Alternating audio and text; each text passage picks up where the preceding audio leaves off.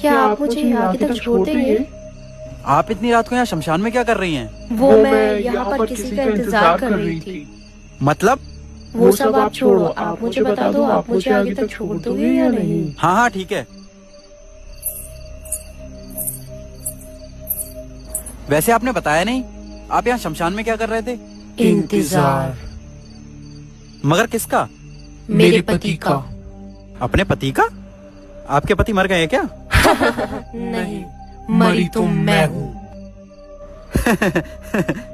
तुम मर गई हो? मजाक करने को मैं ही मिला था क्या, और कोई नहीं मिला? अच्छा तुम भूत हो ना? हाँ। अच्छा तो एक काम करो, गायब होके दिखाओ। किसने कहा कि भूत गायब होते हैं? होते हैं मैम, होते हैं। मंगल भवन मंगल